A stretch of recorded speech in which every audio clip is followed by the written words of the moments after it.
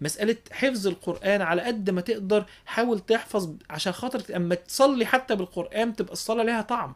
لان انت لما طعم تفضل مختلف. تقرأ من نفس اللي انت حافظه طول عمرك وبتقرأه من غير اي يعني احنا اول ما تقرأ اللي انت يا جماعة، في ناس كتير جدا بتقرأ وتقول لك ايه، هو انا بعد ما قرأت مش فاكر انا قرأت ولا ما قرأتش، من كتر ما هو حافظ ممكن ان هو يقرأ سورة كاملة بشكل لا ارادي.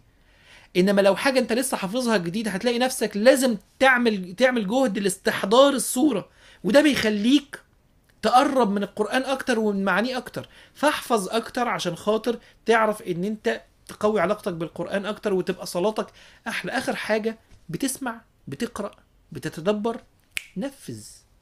نفذ.